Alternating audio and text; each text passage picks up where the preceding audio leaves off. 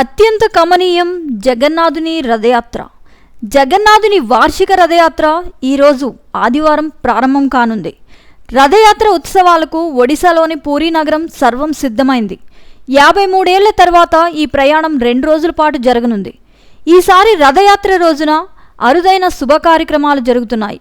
ఆషాఢమాసంలోని శుక్లపక్ష ద్వితీయ తిథి ఈరోజు తెల్లవారుజామున 3:44 నుంచి జూలై 8 తేదీ తెల్లవారుజామున 4:14 వరకు ఈసారి సర్వార్థ సిద్ధి యోగం కూడా రూపొందుతున్నట్లు సమాచారం. ఈ ముహూర్తంలో రథయాత్ర జరగనుంది. అంతేకాకుండా జగన్నాథుని రథయాత్ర కూడా శివవాసులు అరుదైన యాదృచ్ఛికంగా మారుతోంది. ఈ రోజున మహాదేవుడు పార్వతీమాత సన్నిధిలో ఉంటాడు.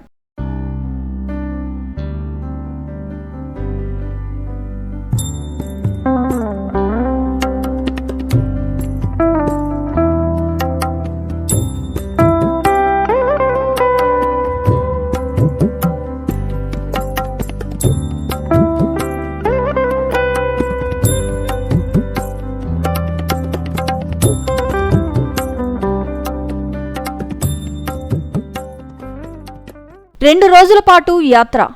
గ్రహాలు రాసుల లెక్క ప్రకారం ఈ సంవత్సరం 2 రోజులు యాత్ర నిర్వహించనున్నారు. అయితే చివరిసారిగా 1971లో 2 రోజుల యాత్ర నిర్వహించారు. రథాలను జగన్నాథ దేవాలయంలోని సింగ్ ద్వార్ ముందు నిలిపి అక్కడి నుంచి గుండిచా ఆలయానికి తీసుకువెళ్తారు. 1 వారం పాటు రథాలు అక్కడే ఉంటాయి. ఈ మధ్యాహ్నం భక్తులు రథాన్ని లాగనున్నారు. ఈ సంవత్సరం రథయాత్ర, నవయవ్వన దర్శనం, నేత్ర ఉత్సవ్ వంటి సంబంధిత ఆచారాలు ఈరోజు ఒకే రోజున నిర్వహించనున్నారు. ఈ ఆచారాలు సాధారణంగా రథయాత్రకు ముందు నిర్వహిస్తారు. పూరిలో 12 రోజుల పాటు జరిగే జగన్నాథ, బలభద్ర, సుభద్రల రథయాత్ర సమయంలో ఆ యాత్రలో పాల్గొనే భక్తులు కానీ లేదా పూరికి వెళ్లలేని భక్తులు తమ గృహమందే ప్రతినిత్యం విష్ణుమూర్తిని మంత్రాలతో కొలిస్తే ఈతిబాధలు తొలగిపోతాయని విశ్వాసం. రథయాత్ర జరిగే 12 రోజులు లేదా 7-9 రోజుల పాటు ఒంటిపూట భోజనం చేసి శుచిగా స్వామివారిని స్తుతిస్తే సకల సంపదలు చేకూరుతాయని పండితులు అంటున్నారు.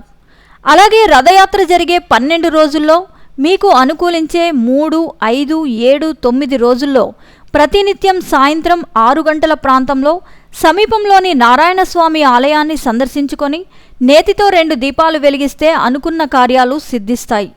నేతితో ప్రతిరోజు దీపం వెలిగించి చివరి రోజు స్వామివారికి అర్చన చేసి 5గురికి లేదా 9 మందికి పసుపు, కుంకుమ, చక్కెర పొంగల్ని దానం చేస్తే ఆర్థిక సమస్యలు, ఈతిబాధలు తొలగిపోయి సుఖ సంతోషాలు చేకూరుతాయి.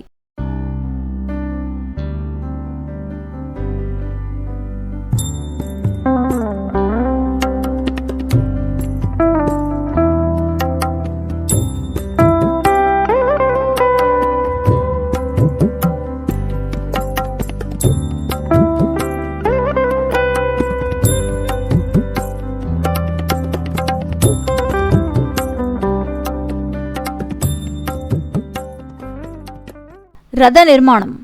ఒక కొత్త గుడిలో జగన్నాథ, బలభద్ర, సుభద్ర దేవతలు ప్రతి ఏడాది రథయాత్రకు 60 రోజుల ముందు వైశాఖ బహుళ విదియ నాడు పనులు మొదలవుతాయి. పూరి మహారాజు పూజారులను పిలిపించి కలుప సేకరించాల్సిందిగా ఆదేశిస్తారు. సామంతరాజు దసపల్లా అప్పటికే అందుకు అవసరమైన వృక్షాల్ని గుర్తించి ఉంటాడు. వాటికి వేద పండితులు శాంతి నిర్వహించాక జగన్నాథుని తాకిన బంగారు గొడ్డలతో ఈ చెట్లను జాగ్రత్తగా నరికి 1072 కాండాలను పూరికి తరలిస్తారు.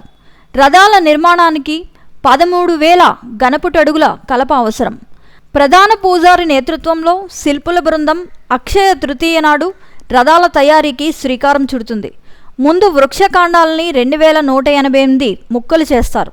వాటిలో 832 ముక్కల్ని జగన్నాథుని రథం కోసం, 763 ముక్కల్ని బలభద్రుని రథం కోసం, 593 ముక్కల్ని సుభద్రాదేవి రథం కోసం వినియోగిస్తారు.